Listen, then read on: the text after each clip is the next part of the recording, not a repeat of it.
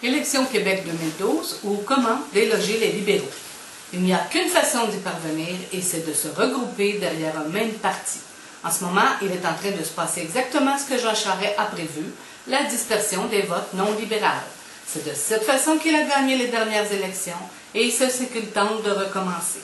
C'est de cette façon que Jean Charest a réussi à gouverner le Québec avec seulement 23% des votes depuis toutes ces années. En 2012, il faut que ça change, mais nous ne pourrons pas tout changer d'un coup. Commençons par mettre fin au règne de cette bande de pilleurs, de menteurs et d'abuseurs. De toute façon, les autres options n'existent pas d'une façon accomplie. Aucun parti ne peut présentement donner aux Québécois ce qu'ils souhaitent. La CAQ n'a pas l'envergure d'un parti politique digne de ce nom. M. Duchesneau n'est pas un politicien.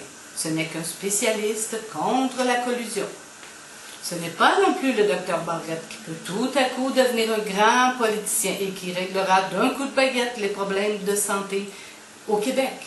Ne nous laissons pas berner, ne nous illusionnons pas, restons calmes, regroupons-nous afin de récupérer notre force de frappe. Commençons par le commencement. Redevenons un peuple uni, envers et contre tous. Une fois cela accompli, nous pourrons lancer un vrai débat avec de vraies questions. Le temps presse, cessons de nous disperser à gauche, à droite, au centre.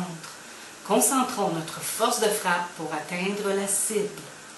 Je ne suis pas péquiste, loin de là, mais je crois qu'actuellement, ils sont les seuls à pouvoir garder le navire à flot.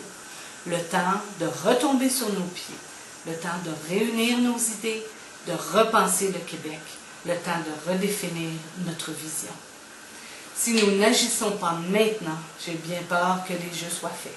Les dés sont déjà pipés et les libéraux reprendront le pouvoir dans un gouvernement majoritaire élu par une minorité de Québécois. Je vous laisse deviner la suite.